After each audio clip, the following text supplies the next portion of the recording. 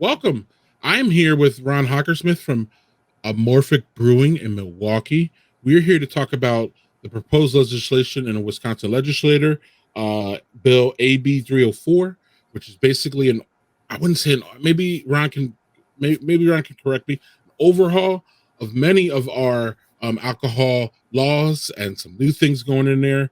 And I know Ron is has been outspoken, and he was down at the Capitol to express his concerns about this bill and his things that he likes about it, because it's not all negative. Um, it's actually none of it's negative. What am I saying? Um, Thanks, Ron, for coming here. How you doing? Good. Thanks for having me. Nice to meet you for the first time. It is nice to meet you too. I was at Amorphic couple about a month ago. I enjoyed the beers. Y'all need to go out there and try them. Some of their most unique and nice tasting beers. It was the Kentucky Derby. I was in there when the Kentucky Derby was there. So, yeah, it was good times. There was a loud group yelling all of a sudden when the horses. Was that you? Yeah. I was like, oh, it's Derby Day. That's when I realized it was Derby Day. So I'm a little bit slow on these things, but I'm not slow on what's going on as far as what's going on in the legislature.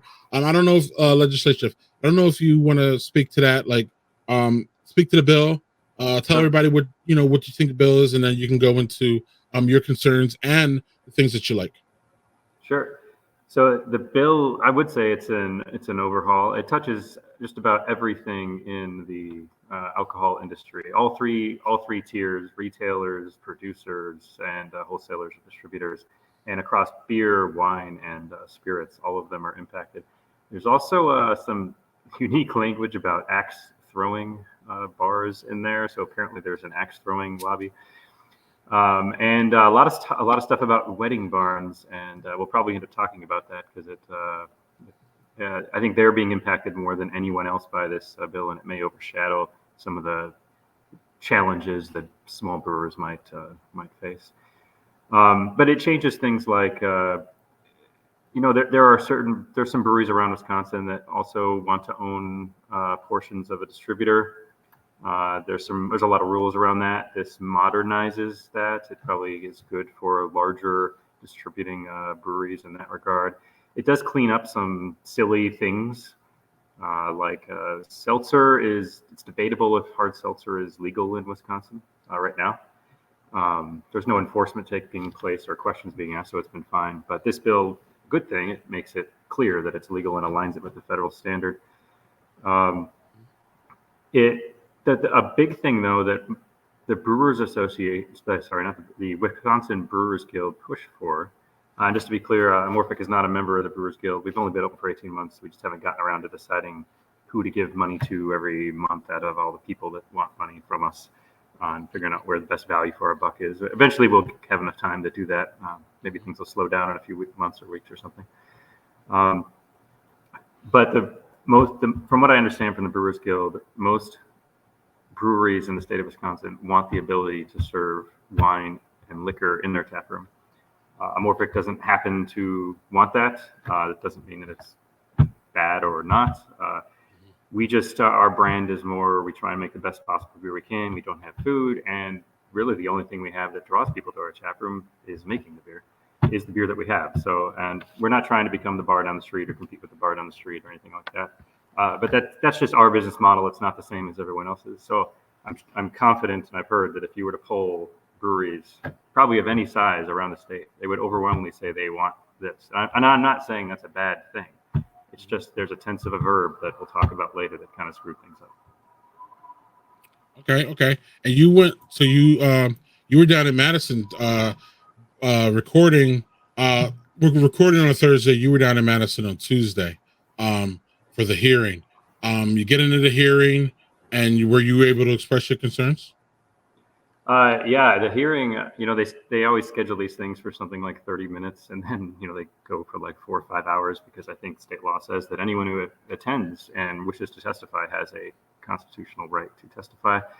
So I left maybe 30 minutes after I testified, but I didn't testify for something like 3 hours or 2.5 hours after I started.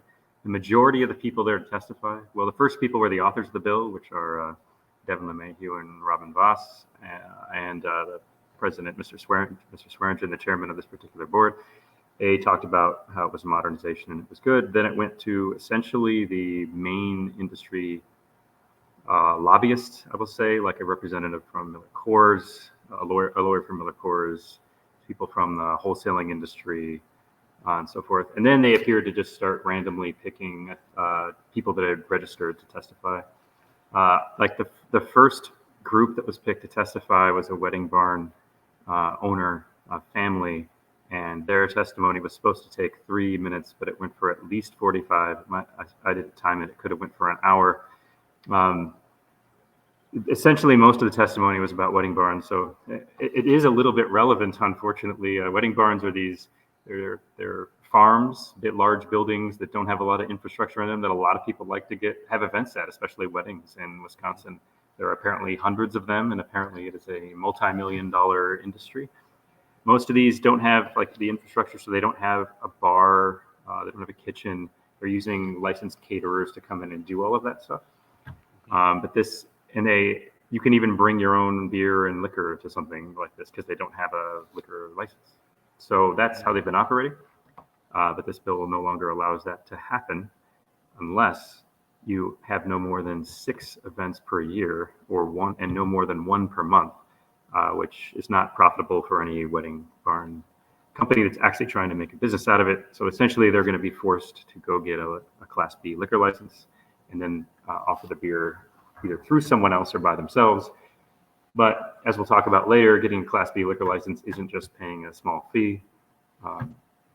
They can cost anywhere from $10 to over $10,000, depending on the municipality.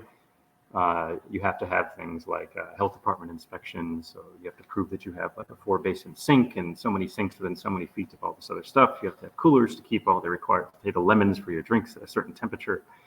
So this amounts to a lot of money and capital investment that these wedding barn owners were quite upset about. There was tears shed in almost every testimony by the people that were talking about this. And for me, then when I finally got up to testify, to be honest, I felt like my complaint was kind of small, and it affected the way that I ended up testifying and what I intended to say. So I personally don't think my testimony was very effective, but the person before me just said, our business is being taken away from us. And at one point, they even called the committee members Russian communists. I don't think that helped their case, but they were quite emotional. And then me getting up there and talking about them adding some extra bureaucracy, potentially some costs, and making pop-up beer gardens more difficult to have. I don't think my message was heard very well. I think when I looked around reading the nonverbals of the committee members, they were kind of not paying attention at that point. And they were all buried in their laptops looking up what a wedding barn is and why these people are so upset and so forth. So now that you're not there, I'm going to give you the opportunity to tell us what is your big concerns with the bill. So the goal of the Wisconsin Brewers Guild was to take nothing away from breweries, and I think they got 95 plus, maybe even 99% of that.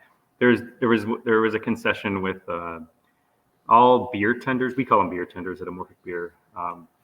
They will have to be licensed going forward. Currently, only one owner of a brewery has to be licensed, but everyone will have to be licensed that serves beer in a tap room in the state of Wisconsin going forward.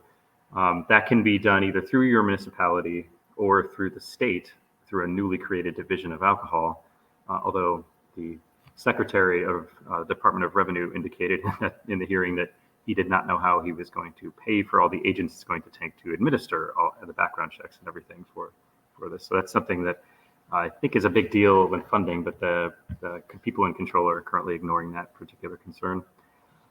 The other thing that the bigger thing, I mean, we don't have a problem with that. There are some other things like you'll have to close your tap room at the time that the municipal ordinances require a Class B establishment to open or close, which means here in Milwaukee we'll have to close at 2 or 2:30 on the weekends and open at 6. To be honest, we don't even want to stay open till 2, so I really don't care about that. I think that's just fine. I'm sure most tap rooms are the same way. There was one night, we were in the River West neighborhood of Milwaukee, and there's, I think, the largest bike race in the world, maybe. It takes place here. It's more of a neighborhood party dressed up as a bike race, though, and it goes for 24 hours straight.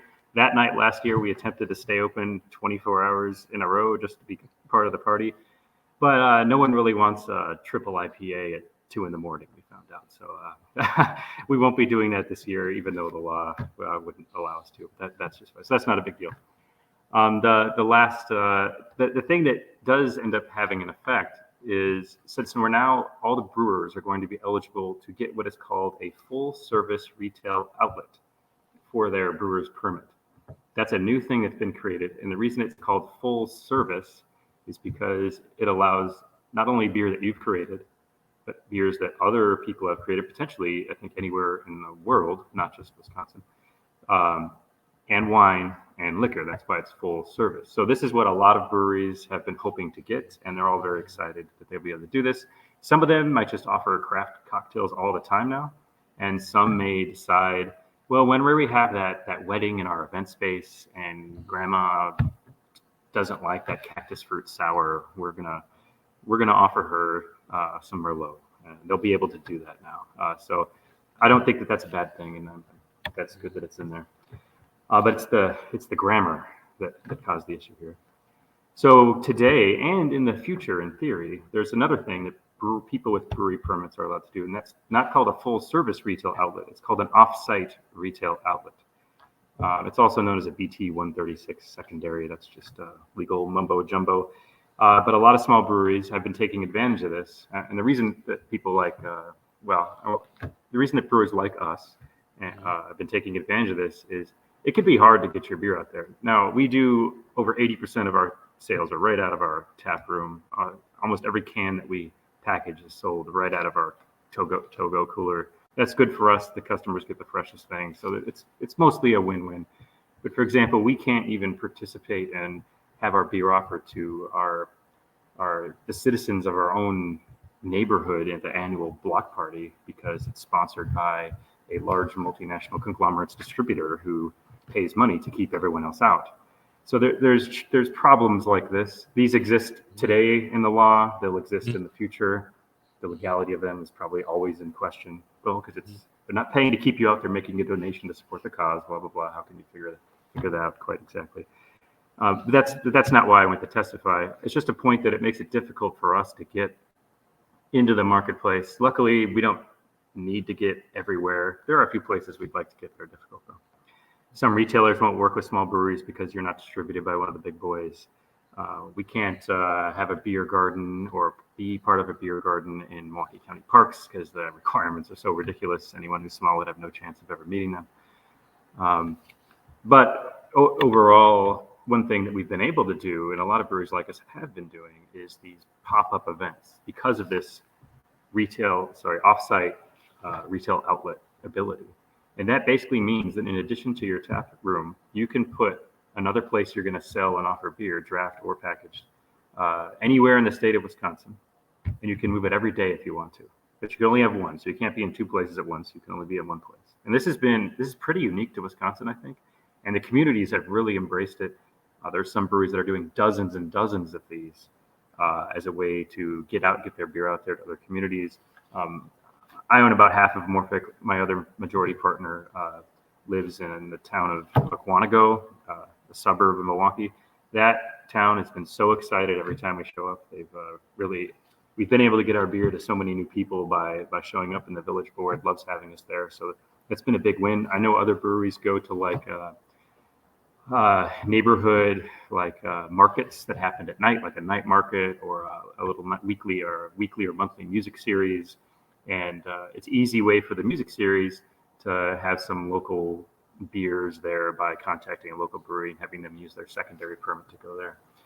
The problem arises that in section 125.29.7H, if you wanted to look it up, it's probably best that I actually read it because it's pretty, not very long.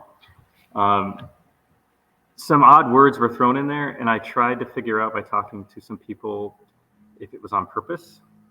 I don't really know. I currently think it's not on purpose, but it's just too hard to undo it with the momentum that this bill has behind it. And so I currently don't believe it's going to be changed, but I bet you're going to ask me about that in a minute.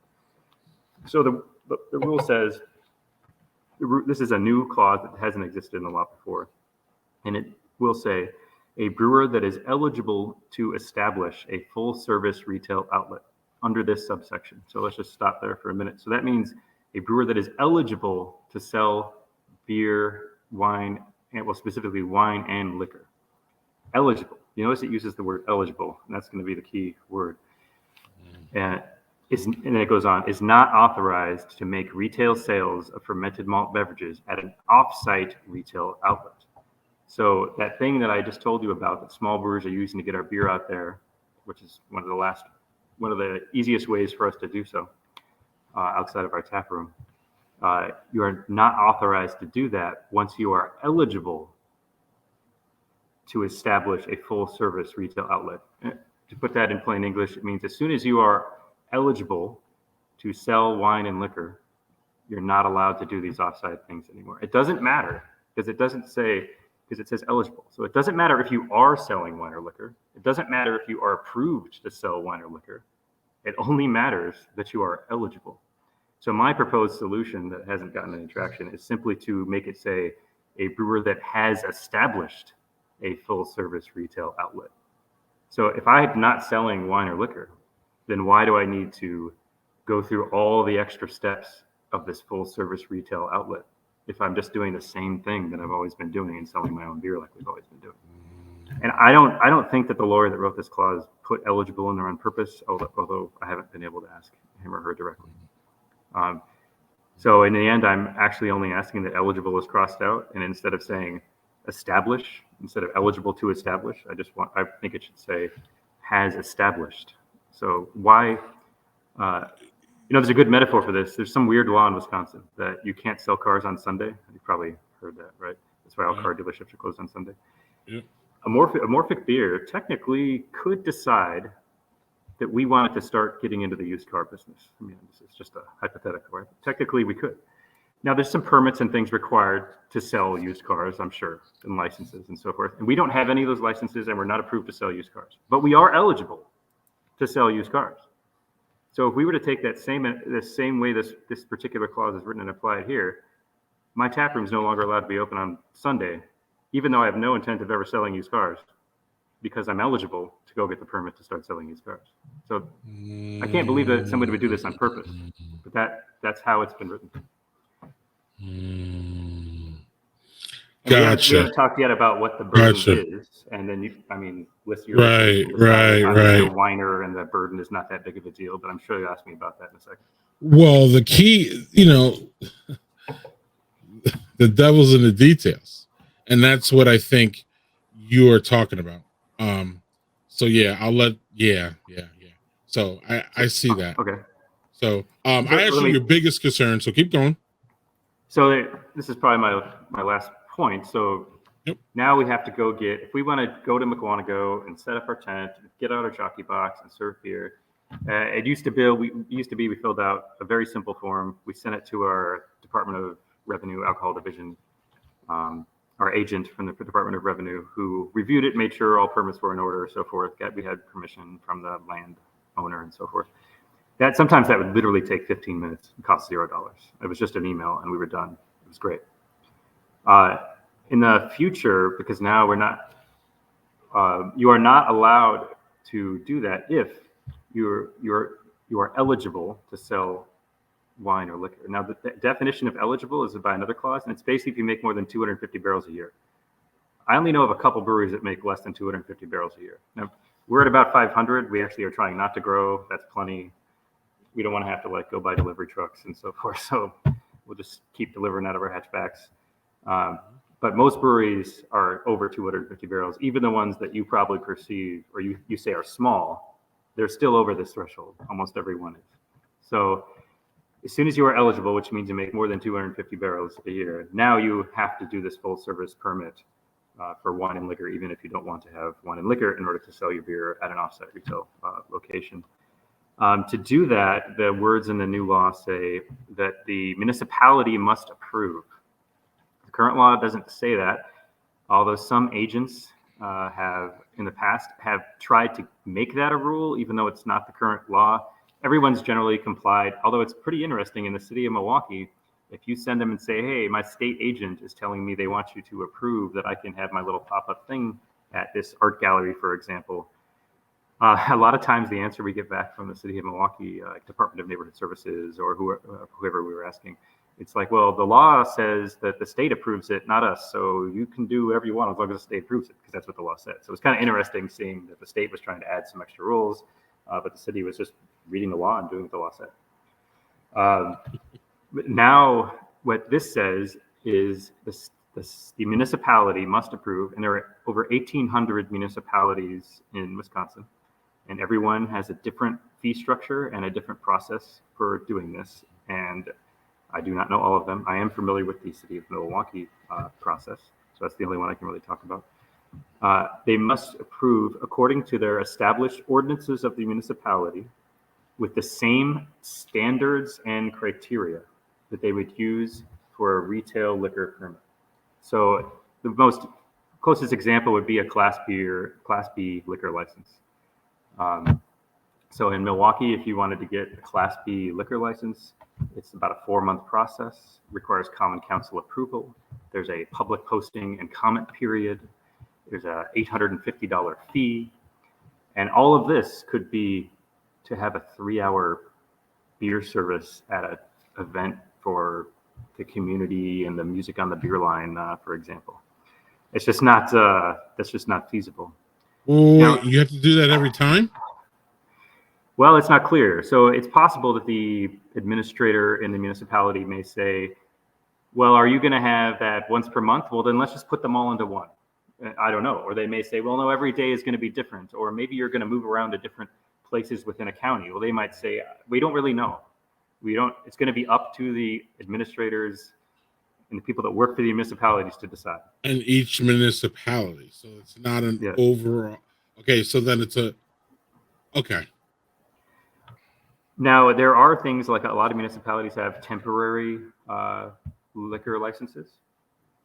In Milwaukee, that only exists if it's for nonprofits. So I don't know if they're going to let us use that. I would guess not. There are in Milwaukee County, there are addendums you can do to a special event permit on a county park to allow you to sell alcohol. Those end up adding up to between $400 and $1,000, depending upon what that is. But it's also possible, although I doubt it, that a municipality could say, okay, here's our normal process, but since you're not actually getting that license because you're not allowed to by state law, we just have to approve it using the same standards and criteria.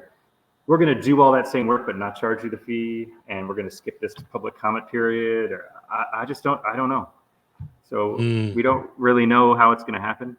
Like I mentioned Mukwonago before, we have a great relationship with them. I'm sure they will do everything they can to make it go as simple as possible. I'm not sure in some of the larger cities that have large organizations that would make these decisions that it's going to go as simple as we might hope. So there's a lot of unknown with this, even though the idea of the bill is to bring clarity to a lot of things that don't have clarity. And I'm sure that the bill does, but it's still leaving a whole bunch of gray areas is what I'm hearing. Yeah, but I think it was unintentional, right? Because the reason that once you have a full service retail outlet that you need to go get the municipality's approval is that right now, no one has confirmed or done the background checks or whatever it is they do to make sure that I should be allowed to sell wine and liquor.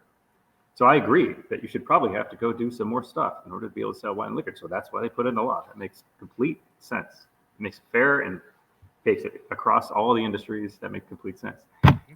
The only thing that throws it up is that if I don't want to, I still get thrown into it only when I want to go outside, and all because of that word establish. And because I'm getting punished for being eligible to sell used cars. Going back to my fun with Right. But if you're a tap room that's going to have cocktails anyway, let's say you're going to go through that process because it's what you want to do. Then you'll already have gone through that process. And then if you stay within your same municipality and do some of these pop-up events, I bet it'll be really easy. If you're like us, who doesn't intend to pursue one of these full service outlets, and we go in different municipalities around the state. Now it's much more complicated and a gray area, as you said, less defined. Gotcha. So those are Do you have any, while we're in the concern phase of our conversation, are there any more concerns about this bill for you? No, that's why I said that it was almost hard for me to give the testimony I had planned, because my testimony was it's 99% good, but you messed up on these three words, and it's going to cause small breweries some challenges trying to get their beer out there to pop up events. Gotcha, But gotcha. everything And else is good for the most part. well, and let me speak, and then Ron, you can respond. Let me speak to this a little bit. Um, I don't. Ron is not saying it, but I'm gonna say it. Margins are tight, y'all. Margins are real tight nowadays. Yes, we've gone through the pandemic. It almost feels like it's in the past. We don't even care, and I don't even know. We can get into Amorphic a little bit, but it sounds like Ron came out of the pandemic, or you started during the pandemic. My point is that margins are small, so some of these things, either administrative costs or overhead are some things that it's just going to be hard for a brewer to it may be hard for a brewer, sorry, depending on how small you are, to take these on. And then ultimately, Or y'all, the type of event, right? or Like the if we're type of going event. somewhere and we're only gonna the income from that event is only, or the sales in that event are only going to be $600, but it costs $800 to get a permit, or takes 4 months of waiting, even if it's $0, then we're not going to do it, right? You're not going to be able to do it, right? And ultimately, though, I just want to to remind the consumer that a lot of these fees sometimes come down to us, because the crapper can't sometimes can't take these on. So if they want to do extra things or stuff like that, yeah, it's going to be a trickle down effect. I don't even like that word or Talk that about phrase, but that's what Pfizer, it. Yeah, Pfizer that's kind what. of pricing going on. Right. So that's really where it affects us as consumers, and I know that we have many consumers on our stream here.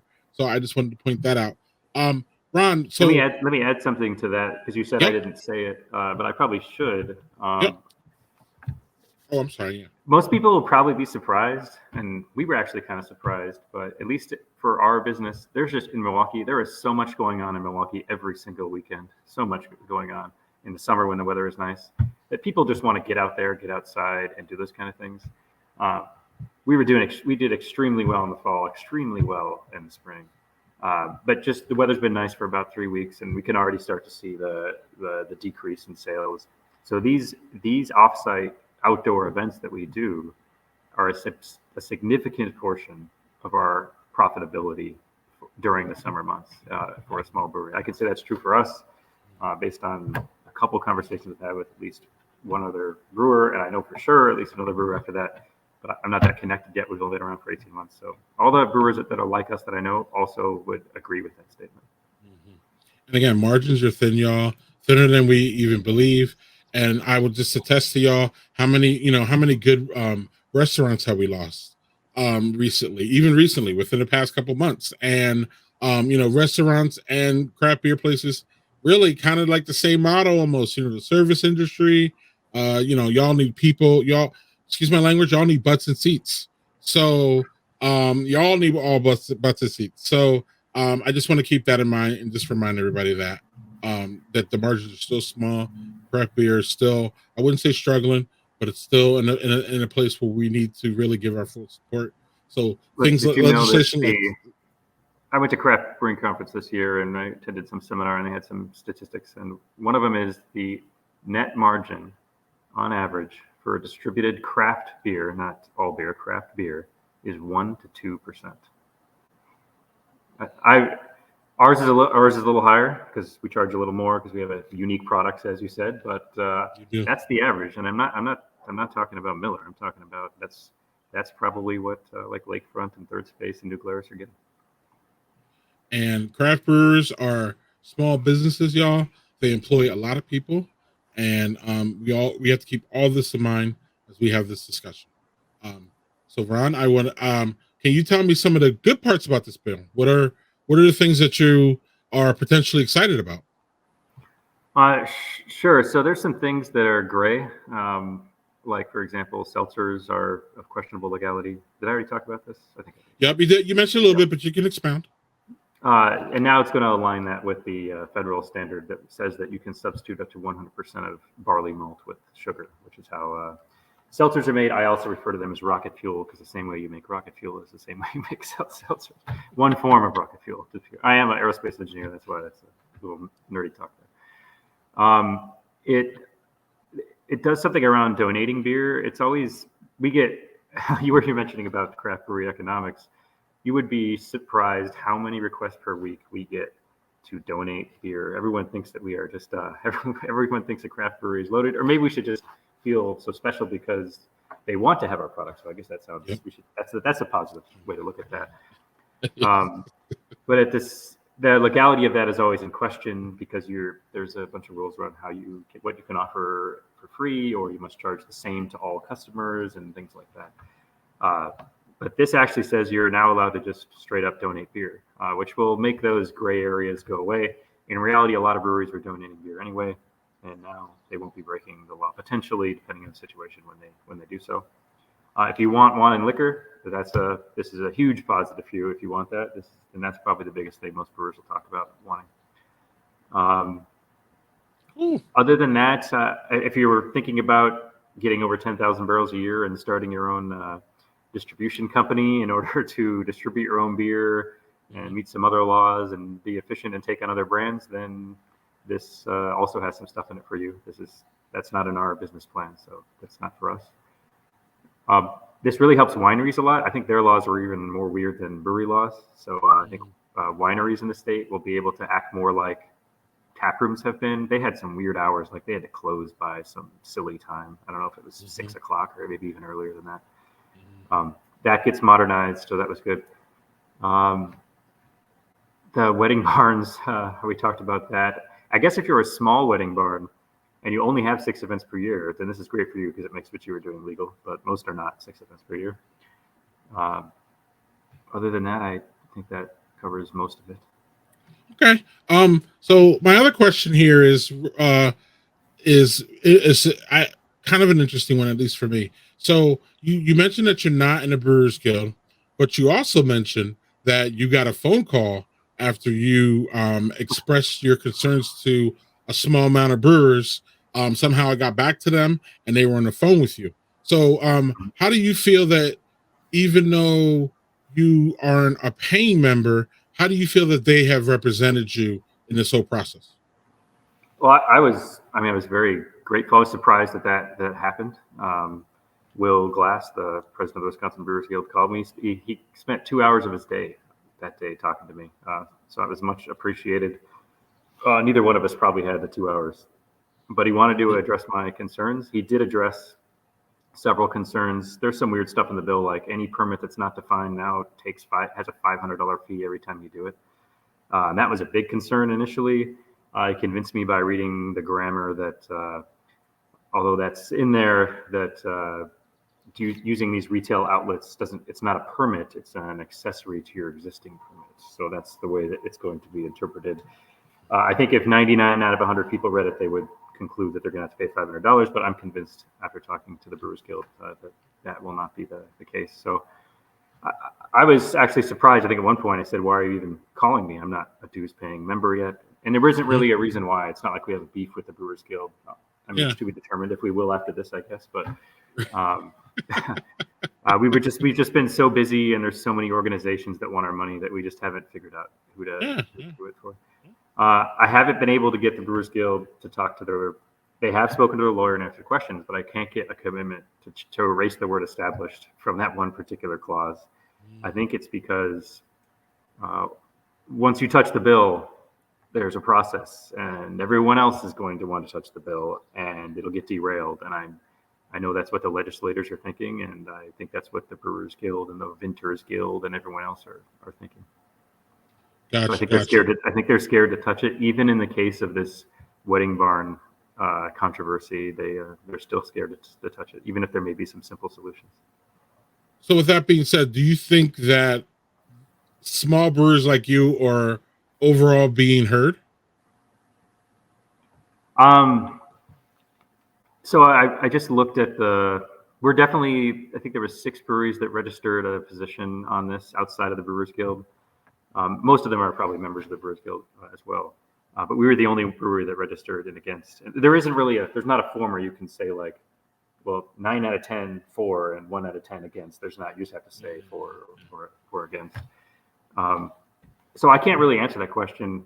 I wasn't involved in the process, and I don't know that any individual brewer was.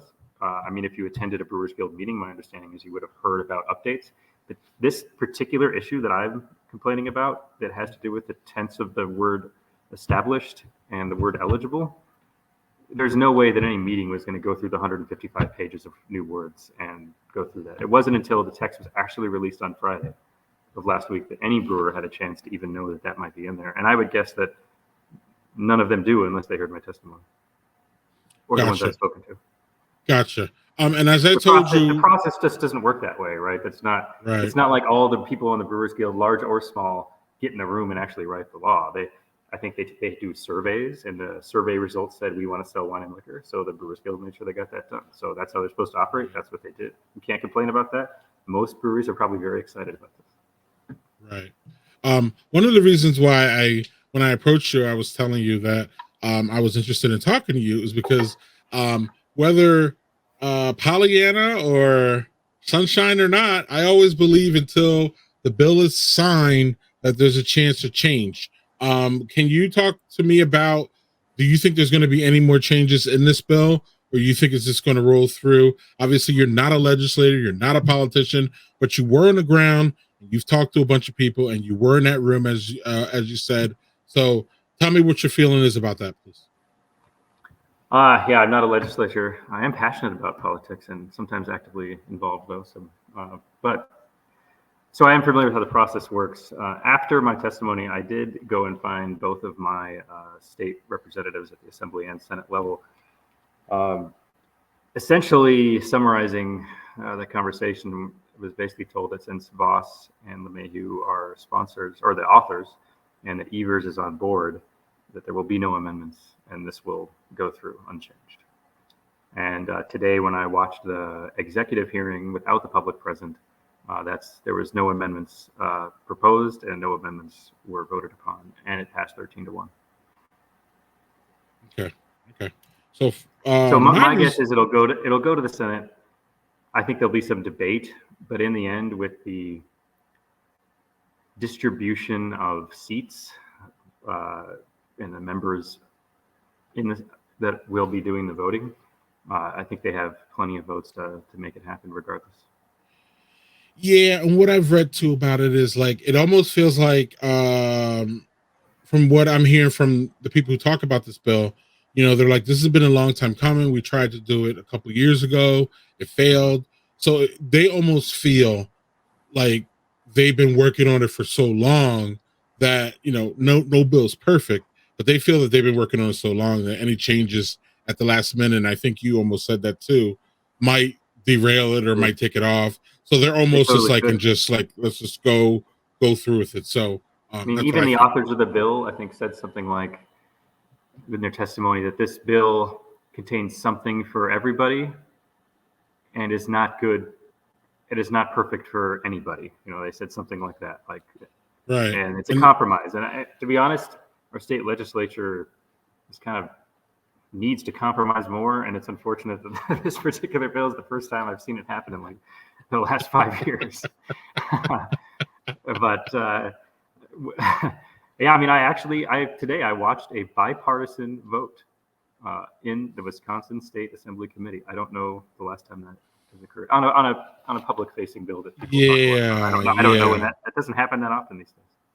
Yeah, it doesn't feel like it happens anywhere anymore. But Ron, I want to thank you for joining me. Is there anything else? I think I got all my questions, and I think we covered everything from the bad to the good.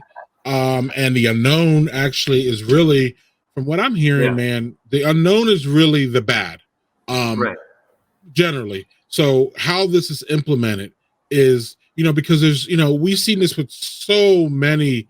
I don't mean to do that. We see this with so many bills, whether it be federal level or local level, where the intent is great and people have good intentions going in, and then the execution is where it's flawed. So I hope our legislators are ready to maybe come back in a couple years to see how this affects us.